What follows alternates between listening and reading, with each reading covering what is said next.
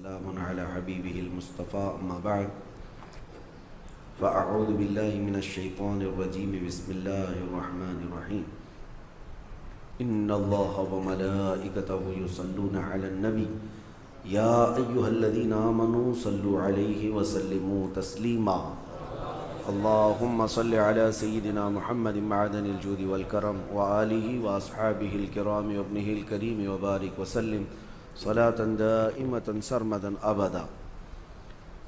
سیرت مصطفیٰ صلی اللہ تعالیٰ علیہ وسلم کے اس سلسلے میں آج ہم کو عرض کرنا ہے نبی پاک صلی اللہ تعالیٰ علیہ وسلم کی عمر مبارکہ کی 25 سال سے لے کر کے 40 سال تک کی جو زندگی تھی وہ خانگی معاملات میں گزری، یعنی ام المومنین خدیجۃ الکبریٰ رضی اللہ تعالیٰ عنہا سے نکاح کے بعد نبی پاک صلی اللہ تعالیٰ علیہ وسلم نے وہ بھرپور زندگی اور ایک مثالی زندگی پوری دنیا کے لیے عطا فرمائی۔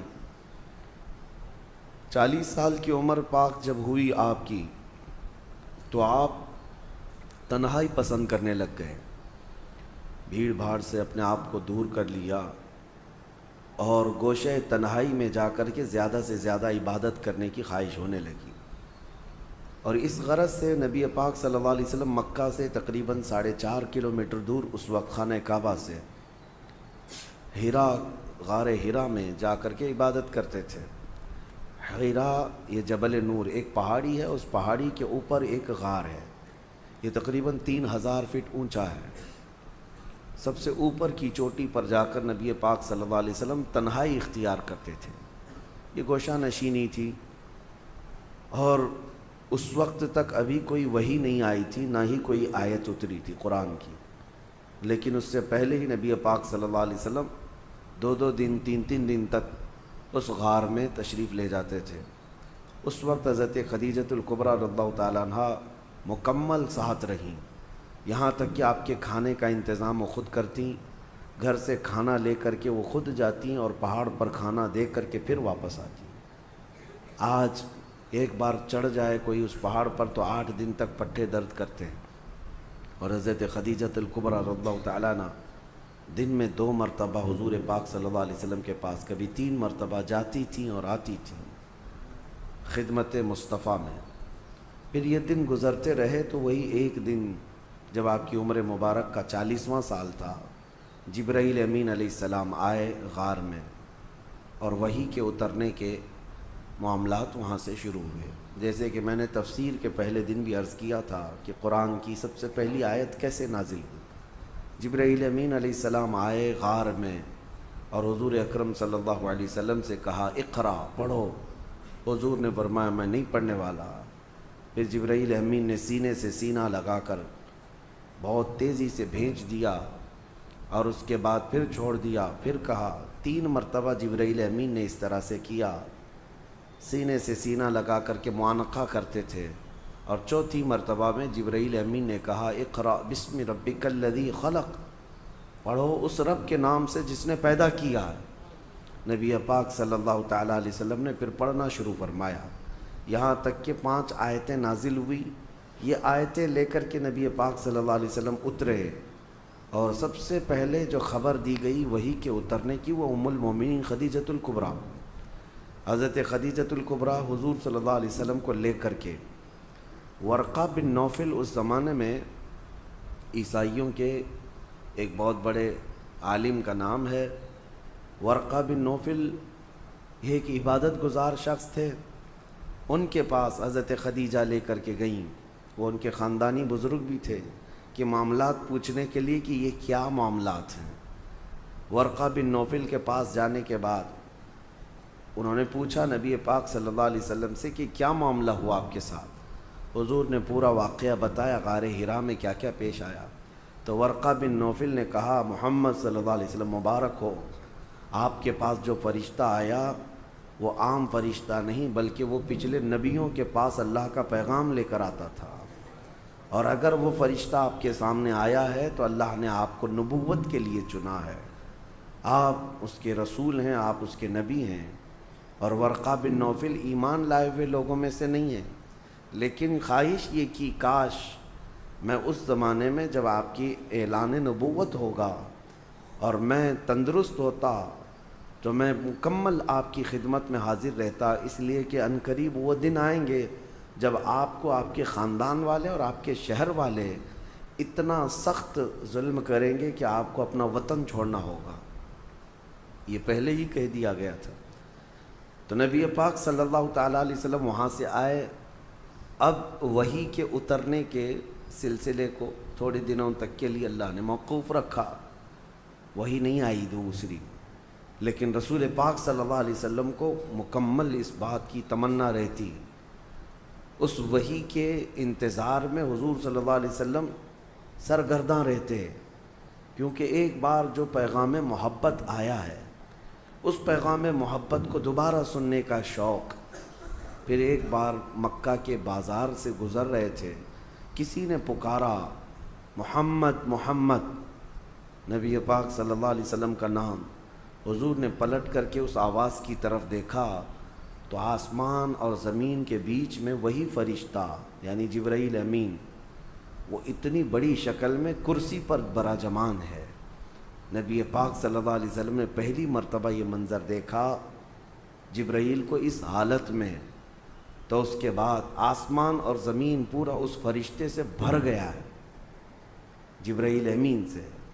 پھر نبی پاک صلی اللہ تعالیٰ علیہ وسلم گھر تشریف لائے اور پھر اس وقت کہنے لگے زمیلونی زمیلونی، مجھے چادر اوڑھاؤ، سخت ٹھنڈی لگ رہی ہے۔ جسم کے اندر وحی کے اترنے کے جو آثار تھے وہ پوری باڈی شیک ہوتی تھی۔ اس کے بعد آپ گھر میں لیٹے تھے، اسی حالت میں جبرائیل امین نے 19 آیتیں لے کر کے حضور اللہ تعالیٰ کی طرف سے پہنچایا۔ یا ایھا المدثر قم فانذر وربک فکبر، یہ آیتیں تھیں۔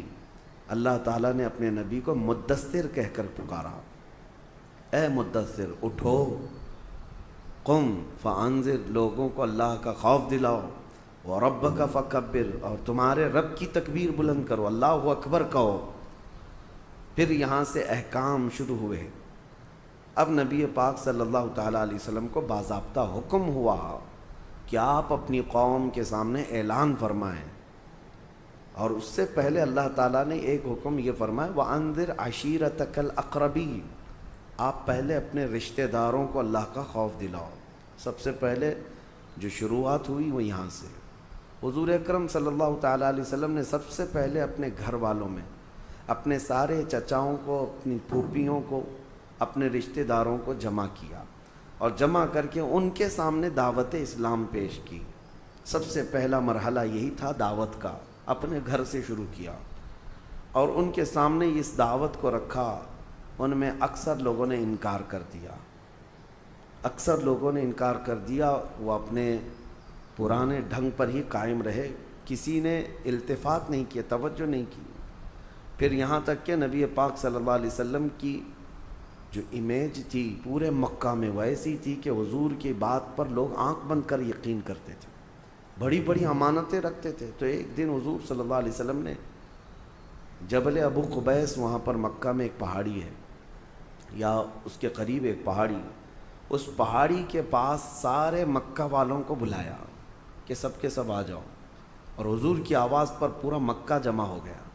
تب نبی پاک صلی اللہ علیہ وسلم نے ان سے ایک سوال کیا، کہا کیا تمہارا خیال ہے میرے متعلق اگر میں یہ خبر دے دوں کہ اس پہاڑ کے پیچھے ایک فوج ہے جو تمہیں مارنے کے لیے کھڑی ہے، تو تم کیا میری اس بات کا یقین کرو گے؟ مکہ والوں نے ایک آواز میں کہا تھا، ہم نے تمہارے بچپن سے لے کر اب تک کبھی جھوٹ سنا ہی نہیں، اگر آپ اس بات کی خبر دیتے ہیں تو ہم یقین ہی نہیں بلکہ اس سے لڑنے کی تیاری بھی کریں گے۔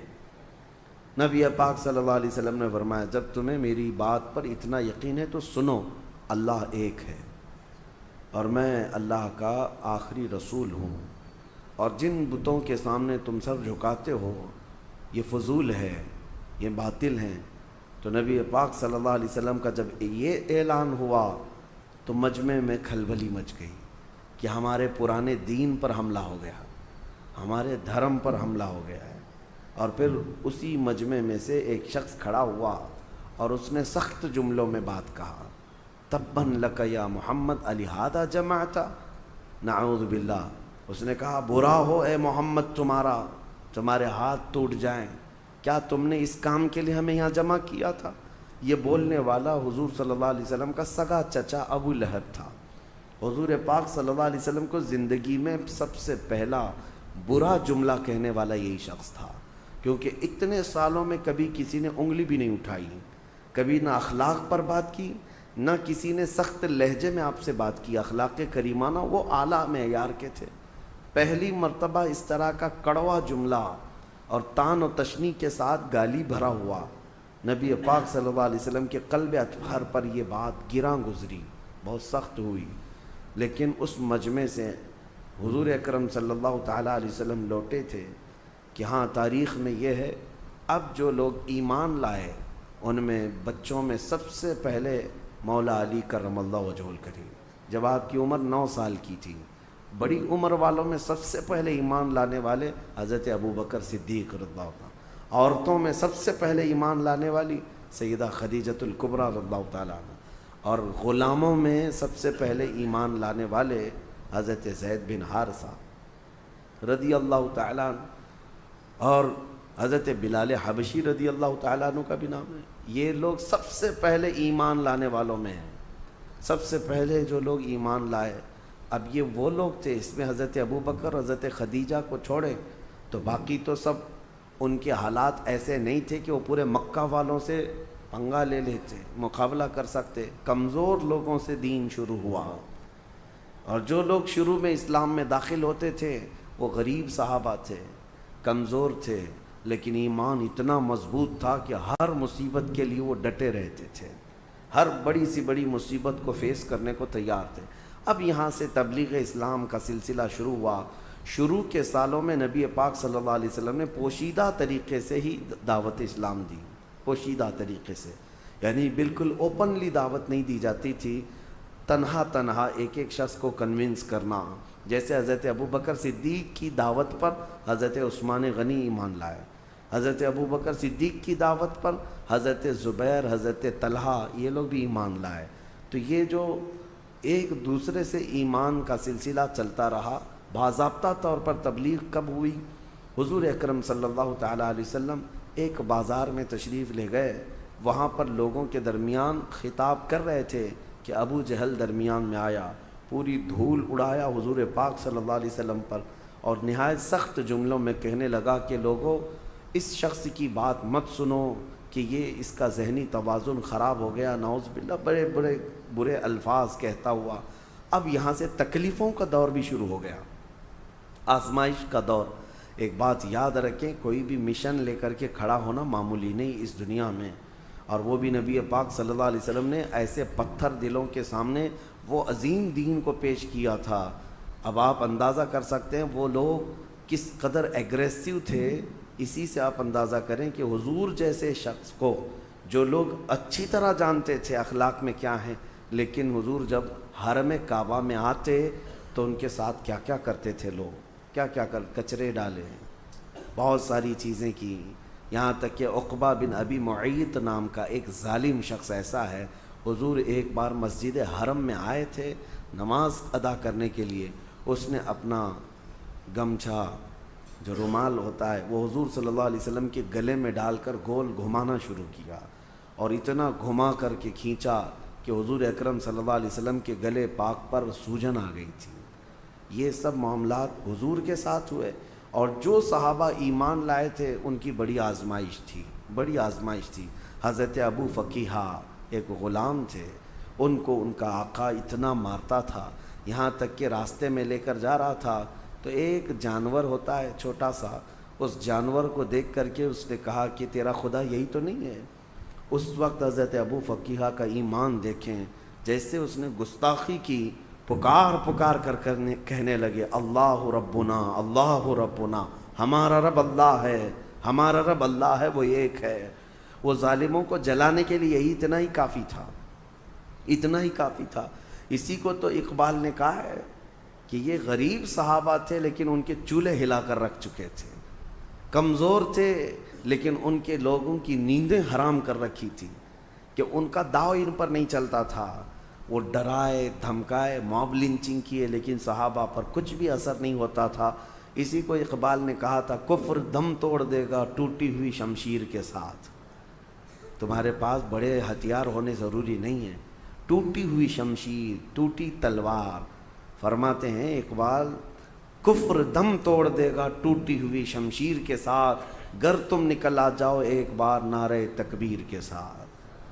وہ نعرہ تکبیر کس کا تھا؟ وہ صحابہ کا تھا۔ ہر گھڑی ہر لمحے اب جو تکلیف اٹھائے ہوئے صحابہ ہیں ان کی ایک لسٹ ہے لمبی، کون کون سے صحابہ ہیں جنہوں نے اسٹرگل کیا ہے بہت سخت طریقے سے۔